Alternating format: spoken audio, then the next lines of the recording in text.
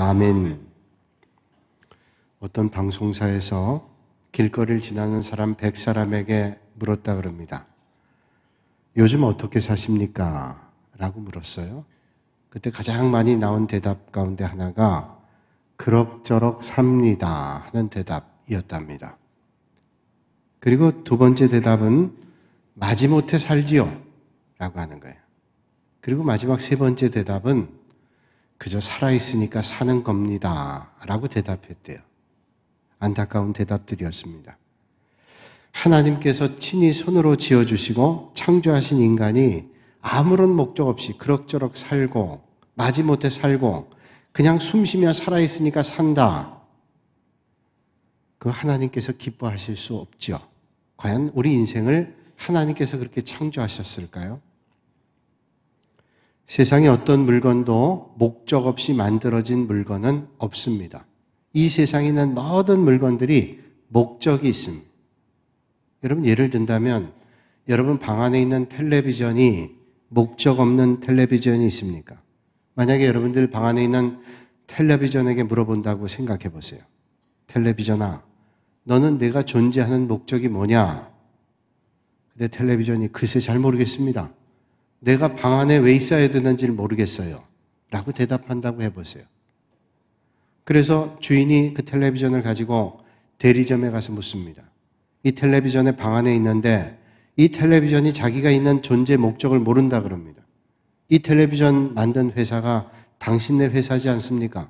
도대체 텔레비전, 아무런 목적도 없는 텔레비전을 왜 만들었습니까? 말한다고 하면 아마 텔레비전 대리점의 직원을 얘기할 겁니다. 이 선생님이 도대체 무슨 말씀합니까? 저희들이 텔레비전 만들 때는 목적이 분명했습니다. 목적은 사람들이 그걸 보고 즐거워하고 기뻐하고 만족해 하기 위해서 텔레비전 만든 겁니다. 그리고 오늘도 더 좋은 텔레비전을 만들기 위해서 애를 쓰고 있습니다. 선생님 무슨 말씀하세요? 텔레비전이 왜 목적 없습니까? 그런 목적을 가지고 있습니다. 라고 말할 거예요.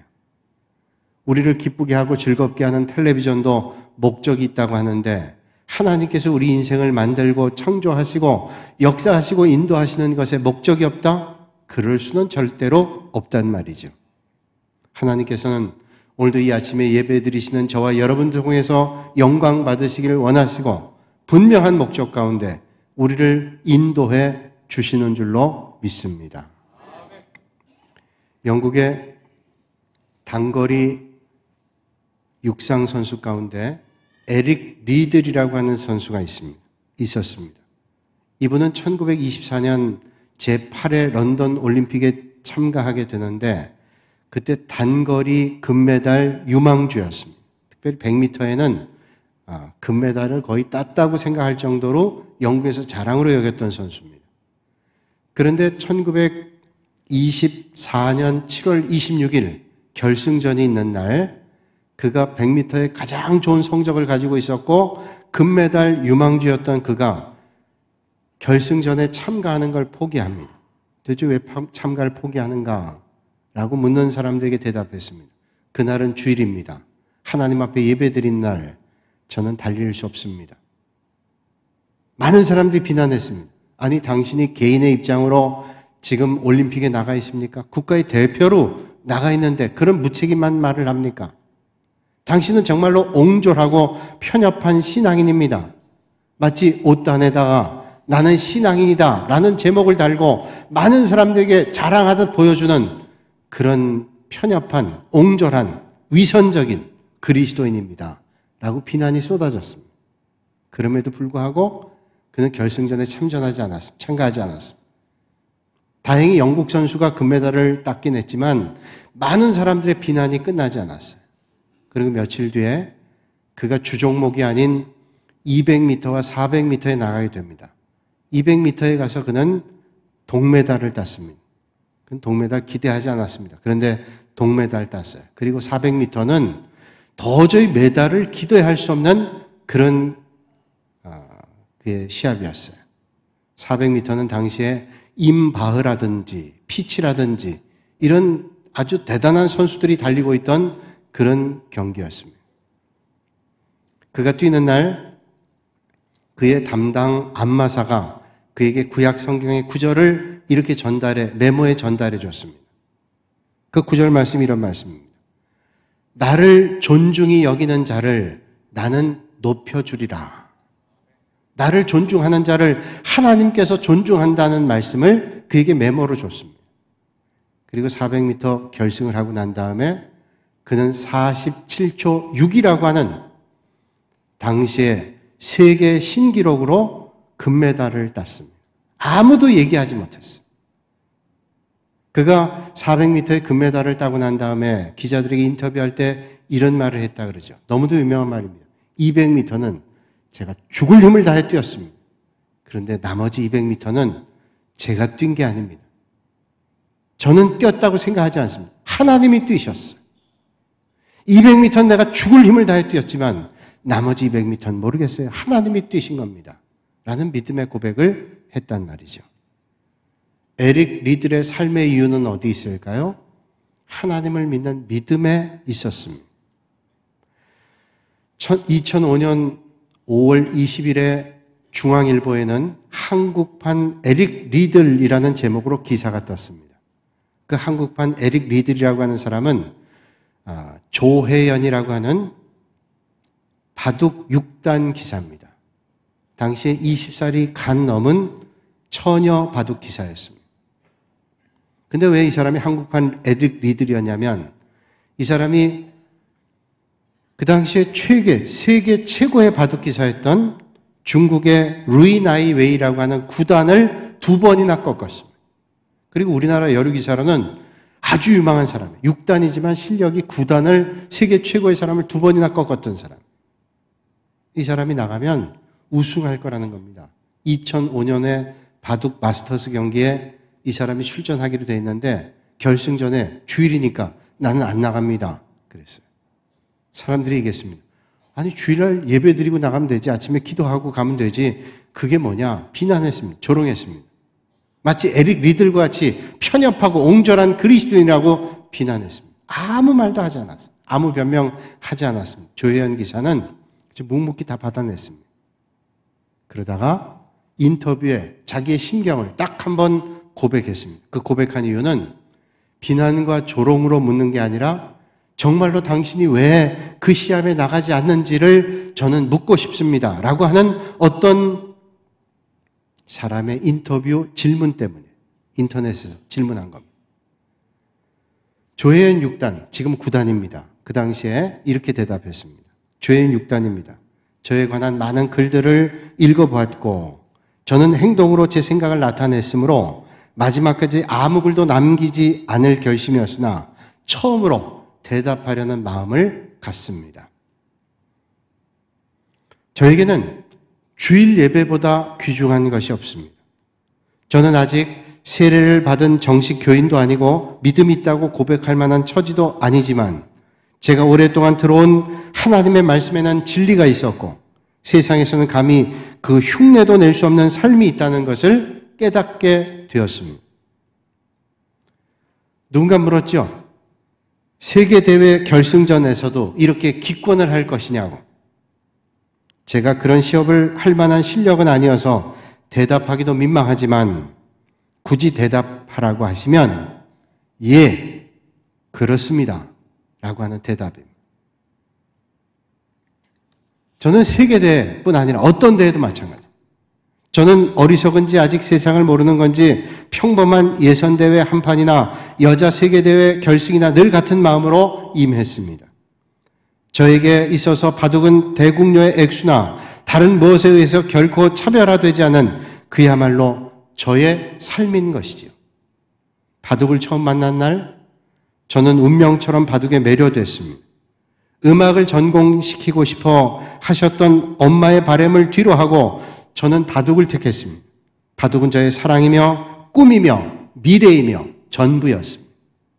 그러나 제 영혼이 하나님의 말씀을 만나게 되자 바둑은 제 삶의 한 부분이 되고 말았습니다. 저는 앞으로 제 삶이 어떻게 될지를 알지를 못합니다. 개혜연이라는 소리도 들었고 미친년이라는 글도 봤고 네가 프로냐고 수없이 질타하는 목소리도 들었습니다.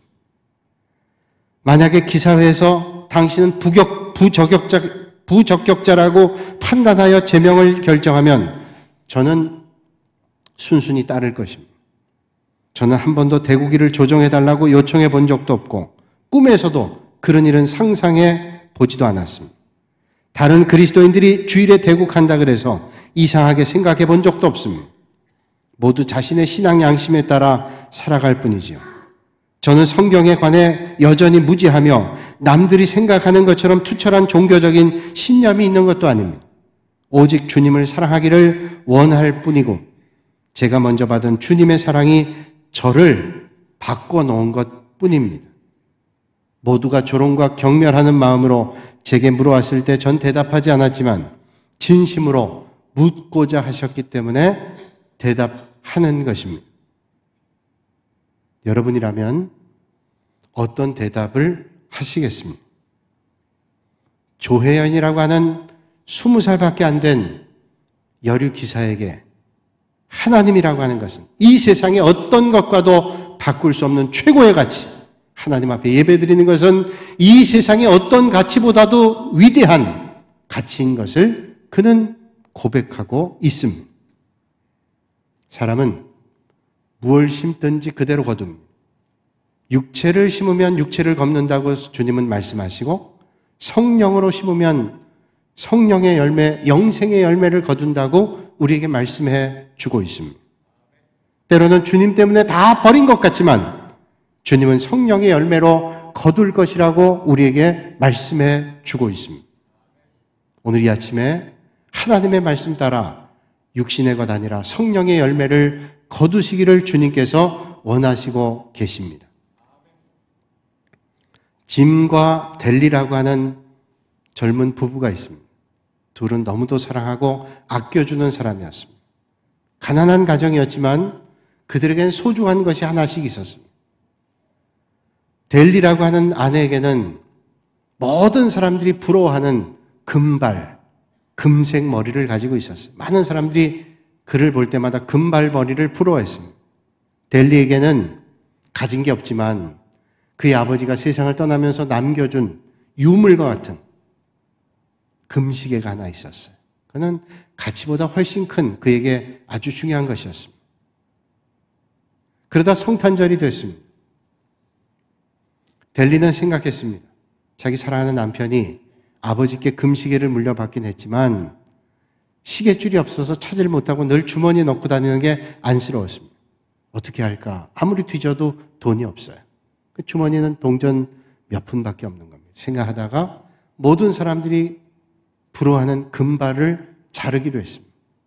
그걸 팔아서 비싸진 않지만 그 시계를 채워줄 수 있는 시계줄을 구입했어요. 남편이 오길 기다립니다. 아주 설레는 마음으로 기다렸겠죠. 저녁이 되니 남편이 돌아옵니다. 반가운 마음에 여보 시계를 내놔봐. 그리고 그 금시계줄을 그 시계줄을 줬습니다.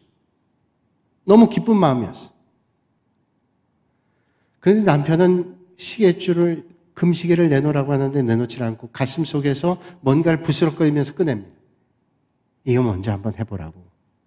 근데 그 할 머리가 없는 거예요. 뭐냐면 금시계를 팔아서 머리빗 세트를 산 겁니다. 머리빗 세트를 산 거예요.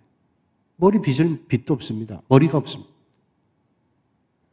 망연자실하잖아요. 남편은 그 아내가 사준 시계줄을 멜 금시계가 없고 아내는 빗을 머리가 없습니다. 여러분 오페라 오 헨리의 단편인 현자의 선물이라는 단편에서 나오는 이야기입니다. 가슴 아픈 사랑의 이야기지요. 아마 이 이야기를 듣고 그런 생각하시는 분들이 계실 거예요. 왜 이렇게 미리 좀 물어보기나 하지, 알아보기나 하지, 왜 이렇게 계획성이 없어? 그렇게 말하고 계신 분도 계실지 모르겠어요. 정말로 소중한 것들 다 투자해서 어리석은 짓을 했구만 이라고 생각하는 분도 계실지 몰라요. 그런데 가만 생각해 보면 그들이 정말로 다 잃어버리기만 했을까요? 그들은 그들에게 가장 소중하다고 여겼던 가치 있는 것을 다 포기했지만 그것과는 비교할 수 없는 정말로 소중한 가치를 얻지 않았어요. 사랑하는 아내가 빚을 머리가 없는 그 머리를 보면서 아마 남편 짐은 델리의 그 사랑을 기억할 겁니다. 남편의 팔목에 없는 그 빈 팔목을 보면서 아마도 아내 델리는 남편의 따뜻한 사랑을 느끼게 됐을 거예요. 그들은 버렸지만 더 소중한 것들을 얻게 됐단 말이죠. 예수님은 십자가의 길을 묵묵히 가셨습니다. 그를 따랐던 제자들은 기대와 달랐던 예수님의 십자가 길을 보면서 절망했을 겁니다. 예수님께서 오시면 틀림없이 예수님께서 왕으로 오실 텐데 그분의 기적과 능력을 볼 때 우리는 이제 인생이 달라질 거야 생각했을지 모르겠어요. 그래서 제자들 가운데 야고보, 요한은 주님이 왕으로 오시면 우리를 좌편과 우편에 앉게 해달라고 그 일 때문에 제자들이 얼마나 큰 싸움이 벌어졌어요. 그때 예수님께서 나를 따라오려거든 자기 십자가를 지고 나를 따르라 그러면서 나는 섬기러 왔느라고 말씀해주고 있었단 말이죠. 예수님께서 십자가 길을 걸으셨어요. 당당하게 그러나 처절하게 죽음의 길을 가셨습니다. 제자들은 실망했습니다. 절망했습니다. 낙심했습니다. 이제 아무것도 할 게 없다. 고기를 잡으러 떠났습니다. 삶의 자리로 흩어졌습니다. 그러면 끝난 걸까요? 십자가는 버려짐이고 절망이고 낙심일까요? 그렇지 않습니다. 십자가를 육신의 눈으로 볼 때는 죽음이고 세상으로 볼 때는 패배고 그리고 물리적으로 볼 때는 희망이 없는 절망이지만 영적인 눈으로 볼 때 하나님의 끝없는 사랑이요 하나님의 은혜요 그리고 승리와 영생인 것을 우리는 압니다. 하나님을 위한 선한 일은 버리는 일이 아니라 얻게 되는 것이고 포기하는 일이 아니라 더 많은 것들을 얻게 된다고 주님은 우리에게 말씀해 주고 있습니다. 성경이 말씀하는 대로는 우리가 구원받는 것은 어떤 행위로 구원받는 것은 아니라고 우리에게 말씀해 주고 있습니다. 아무리 우리가 좋은 선행을 하고 아무리 위대한 일을 했다 할지라도 우리에게 선행과 위대한 일이 구원을 가져다 주지 않습니다. 그러나 우리가 명심해야 될 일이 있습니다. 왜 하나님은 우리를 은혜로 구원해 주셨을까요? 하나님이 이 세상에 많은 사람 가운데 어떤 사람보다 내가 낫기 때문에 구원했을까요? 내가 어떤 사람보다 도덕적으로 내가 또 어떤 사람들의 눈에 볼 때 더 내가 낫기 때문에 나를 구원해 주셨을까요? 성경은 그렇게 말씀하지 않아요. 왜 주님께서 우리를 구원해 주셨을까요? 오늘 그 질문에 대한 대답을 이렇게 말씀해 주고 있습니다. 우리는 그가 만드신 바라 그리스도 예수 안에서 선한 일을 위하여 지으심을 받은 자니. 왜 우리를 하나님 지으셨어요? 왜 우리를 구원해 주셨을까요? 선한 일을 위하여 우리를 불러주셨다는 거예요. 우리가 선한 일 때문에 구원받은 건 절대로 아닙니다. 내가 선한 일 했기 때문에 구원받은 거 아닙니다. 그러나 우리를 구원해 주신 하나님의 뜻은 선한 일을 요구하고 계시다는 거예요. 시골에서 잔칫날 돼지를 잡았답니다. 그 집에는 소도 있고 닭도 있고 개도 있고 여러 짐승들이 있었어요. 근데 왜 돼지를 잡았을까요? 원래 주인이 소를 잡으려고 그랬다는 거예요.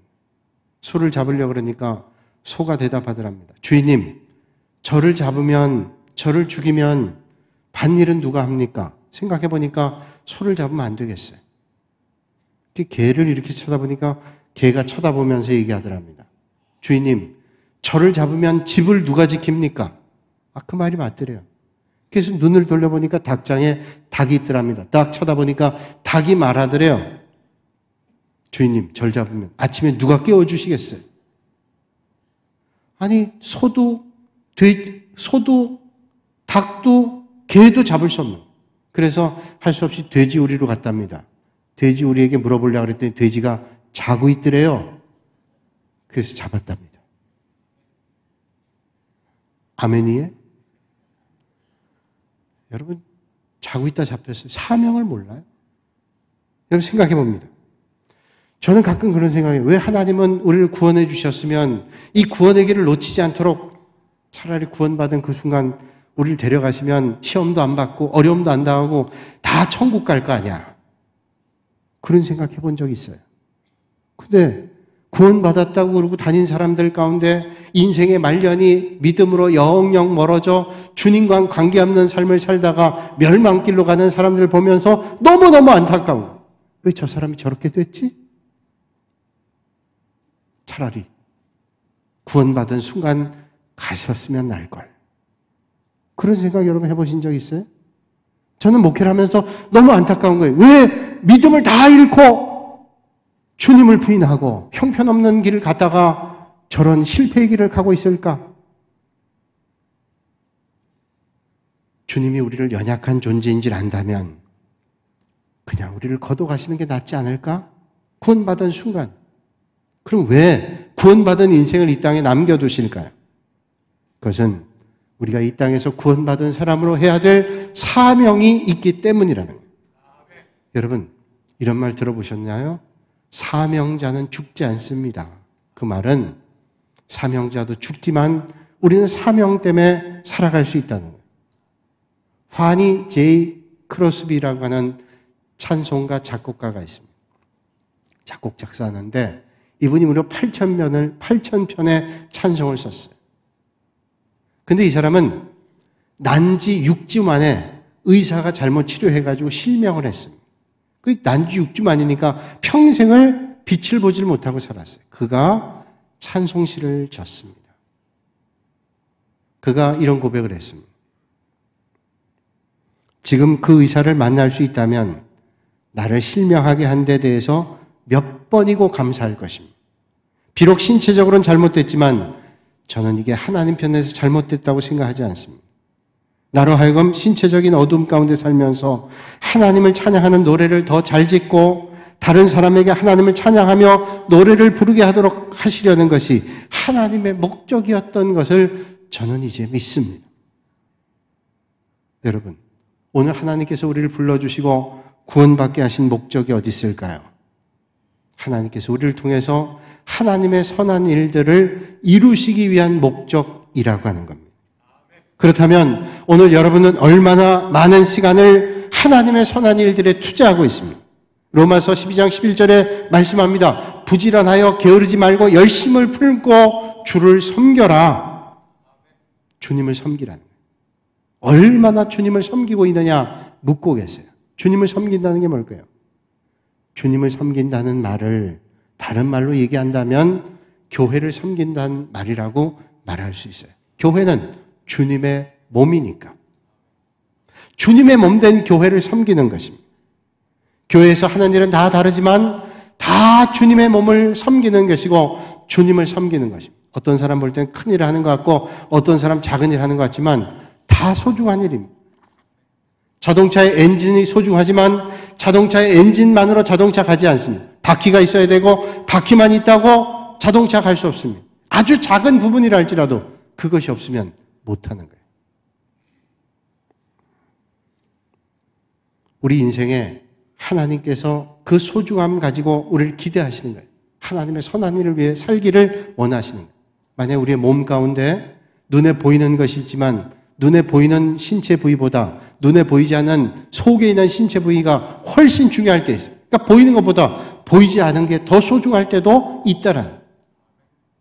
만약에 여러분의 입이 내가 입 말하는데 자꾸 실수하니까 이제 입 다물고 살 거야. 또는 내가 말하는 게 힘들고 일하는 게 힘드니까 나는 한 달 동안 쉴 거야. 그리고 입을 딱 닫아보세요. 말에 실수는 없을지 모르지만 음식을 먹질 않으면 한 달도 되기 전에 죽고 말 겁니다. 그 사명을 감당하지 않으면 자신도 죽고 모두가 죽는. 우리가 하나님 앞에 설 때 하나님은 우리에게 뭘 보고 물으실까요? 로마서 14장 12절에 이러므로 우리 각인이 자기 일을 하나님께 짓고 하리. 아마도 하나님 앞에 갈 때 이 땅에서 우리가 한 일을 하나님 앞에 고백하고 서술해야 될 때가 올게요. 그때 여러분 뭐라고 말씀하실까요? 만약에 선한 일을 모르고 자기만을 위해 살았더라면 이 말밖에 못할 겁니다. 주님, 저는 세상 살면서 살기 위해서 돈을 벌어야 됐습니다. 주님 아시죠?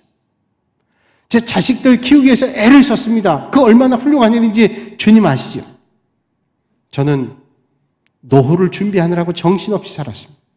그거 필요한 거잖아요. 이런저런 얘기를 다 하는데 하나님의 선한 일들은 그에 없다면 하나님께서 뭐라고 말씀하세요? 주님 말씀하십니다. 누구든지 제 목숨을 구원하고자 하면 잃을 것이요 누구든지 나의 복음을 위하여 제 목숨을 잃으면 구원하리라. 저는 이 아침에 여러분에게 조금 무겁지만 심각한 질문을 하고 싶습니다. 오늘 내가 살아야 될 이유는 뭘까? 살아가는 이유는 뭘까? 내가 내 목숨만 위해 살아가는가? 진정 하나님의 나라와 주님을 위해 내가 지금 살아가고 있는가? 삶의 이유는 도대체 뭘까? 여러분도 이 아침에 한번 물어보실 수 있기를 바랍니다. 우리가 선한 일을 위해 섬기는 삶이 아니라면 그냥 존재하는 거예요. 주님과 상관없는 삶을 살아간다면 그냥 이 세상에 존재하다 사라지는 것뿐입니다. 그러나 존재하며 하나님 맡겨주신 사명을 기억하며 산다면 우리는 살아가는 삶의 이유와 목적을 분명히 깨닫고 살아가는 거죠. 여러분, 하나님의 선한 일, 섬기는 일을 위해 부름받았다는 사실을 잊지 않은 여러분들이 되시기를 바랍니다. 예전에 텔레비전 프로그램 가운데 이런 프로가 있었습니다. 어린아이들에게 돈을 주고 심부름시킵니다. 그리고 방송국의 방송 기자들이 쫓아가요. 몰래 쫓아갑니다. 카메라를 들고 쫓아가서 아이가 심부름을 잘 갔다 오는지 따라갑니다. 5분이면 시장에 가서 물건을 사올 수 있는 거예요. 아이가 가서 이거저거 삽니다. 정말 신통하게 잘 샀습니다. 저 아이가 똑똑하다 이런 생각 들었어요. 사가지고 나오는데 마침 자기가 다니는 유치원이 있었어요. 거기 아이들이 있으니까 거기서 만나서 얘기하고 놉니다. 조금 가니까 시장통에 원숭이 가지고 약 파는 아저씨가 있습니다. 원숭이 쇼를 봅니다. 조금 더 가니까 자기가 좋아하는 장난감 가게가 있습니다. 거기서 사진 않지만 이거저거 들여다봅니다. 그리고 집에 돌아왔는데 5분이면 갔다 올 거리를 1시간 이상을 헤매다가 돌아왔어요. 애들이니까 그렇죠? 그럴까요? 인생의 목적을 잃어버린 삶은 똑같습니다. 이것저것에 한눈 팝니다. 그 삶에 초점이 없습니다. 그 삶이 한없이 권태롭고 목적을 잃어버리고 살아갑니다. 그리고 인생을 마감할 때 스스로 발견하죠. 난 뭐 하다 살았지? 지금까지 뭐 하다 온지 모르겠어. 그리고 자책하며 뒤돌아보며 후회합니다. 내가 주님을 위해서 한 일이 뭘까? 내 인생을 돌아보니 뭘 했지? 그러나 인생의 목적이 정해진 사람은 다릅니다. 이것저것에 한눈 팔 겨를이 없습니다. 무엇인가에 초점이 맞춰 있습니다. 발걸음이 분주합니다. 그 목표를 향해 흔들리지 않고 가는 것입니다. 인생을 마감할 때 그는 돌아봅니다. 모든 게 은혜였구나. 하나님께 너무 감사하구나. 보잘것없던 내가 주님의 맡겨주신 일을 그래도 할 수 있으니 얼마나 감사한지. 그리고 감사와 기쁨을 맛보게 됩니다. 여러분 어떤 삶을 사시겠어요? 어떤 주장이 아들이 셋이 있는데 이제 본인은 세상 떠날 날 다가와서 세 주장 가운데 한 사람을 자기의 뒤를 이으게 하려고 생각했습니다. 어떻게 할까 하다가 이 아들 셋을 데리고 쓸데없는 데 신경 쓰지 마세요. 아들 셋을 데리고 사냥을 갔어요. 사냥 갔는데 앞에 커다란 나무와 그 나무에 커다란 독수리가 앉아있는 걸 봤습니다. 아들들에게 각자 묻습니다. 아들들아, 뭐가 보이냐? 장남이 대답합니다. 아버지, 푸른 하늘과 커다란 나무가 눈에 들어옵니다. 그러자 둘째 아들이 말합니다. 아버지, 커다란 나무와 그 나무에 앉은 독수리가 보입니다. 그 아들들의 말에 아버지가 실망했어요. 그게 전부냐? 그때 막내 아들, 별로 기대하지 않는 막내 아들에게 물었어요. 넌 뭐가 보이냐? 예, 아버지. 저는 커다란 독수리 날개 안에 있는 가슴이 보입니다. 그래? 그럼 활을 당겨라. 아들은 활을 잡고 화살을 당깁니다. 그러자 정확하게 커다란 독수리의 가슴에 화살이 꽂혔어요. 그리고 추장직은 막내 아들에게 돌아갔습니다. 이들이 사냥 간 목적이 뭡니까? 지금 산으로 간 목적이 사냥하는 거예요. 그 목적이 분명했던 아들은 막내 아들. 여러분, 이 땅에 와서 여러분들이 살아가는 목적이 어디 있어요? 가다 커다란 나무도 만나고 푸른 하늘을 보기도 할 겁니다. 커다란 독수리를 보기도 하고 널려있는 많은 잡초들과 풀도 볼 것입니다. 여러분은 어떤 목적을 가지고 인생을 살고 계십니까? 허탄한 일에 시간 뺏기고 마음 뺏기고 분주하게 살다가 인생을 돌아보면 회한하고 후회하고 낙심하고 절망하는 삶을 살지 말아야죠. 우리가 부족하고 연약해도 마지막 순간에 하나님, 제가 부족했지만 주님 주신 은혜로 그래도 주님 나라를 위해서 하나님의 선한 일들을 위해서 끝까지 달리다가 때론 상처나기도 하고 아프기도 하고 괴롭기도 했지만 끝까지 갔어요. 주님은 이 땅에 분명한 목적으로 사셨어요. 능력 있으신 분이 십자가를 끝까지 지셨어요. 마귀들이 시험했습니다. 그러나 끝까지 주님 주시는 십자가를 붙잡았습니다. 사도 바울은 나름대로 인생의 큰 목표를 가지고 있던 사람, 야심이 컸던 사람. 그래서 그는 고향이었던 길리기아 다소를 떠나서 예루살렘 갔습니다. 당시에 최고의 학문이었던 유대교 랍비의 공부를 했습니다. 가말리알 문화에서 최고의 제자가 됐습니다. 그는 당대 최고의 시대를 풍미하는 학자 랍비가 되기를 소망했습니다. 그랬던 그가 다메섹 도상에서 예수님을 만났습니다. 고꾸라졌어요. 그 전에 그의 야망이고 꿈이고 최고의 목표였던 것을 버렸습니다. 오물처럼 내팽개쳤습니다. 그리고 십자가 외에는 전할 것이 없다고 그는 고백을 했습니다. 그러기 위해 바울은 그동안 꿈꿨던 모든 것들을 버렸습니다. 사랑하는 여러분, 오늘 뭘 위해서 달려가고 계시고 뭘 위해 살고 계십니까? 오늘 주님은 우리에게 말씀하고 계십니다. 우리는 그가 만드신 바라 그리스도 예수 안에서 선한 일을 위하여 지으심을 받은 자니 이 일은 하나님이 전에 예비하사 우리로 그 가운데서 행하게 하려 하심이니라. 오늘 저와 여러분에게 주시는 하나님의 말씀입니다. 기도하겠습니다. 거룩하신 아버지 하나님, 오늘 우리는 분주하고 복잡하고 그런 인생을 살아갑니다. 그러나 아버지 하나님, 우리의 복잡한 이유가 어디 있는지, 분주한 이유가 어디 있는지 다시 한번 생각하게 하시고 하나님의 선한 일들을 위해서 다름질하는, 그래서 보람 있는 하나님 앞에 영광 올려드리는, 하나님 앞에 칭찬받는 삶을 살아가는 성도들 되게 하여 주시옵소서. 예수님의 이름으로 기도하옵나이다. 아멘.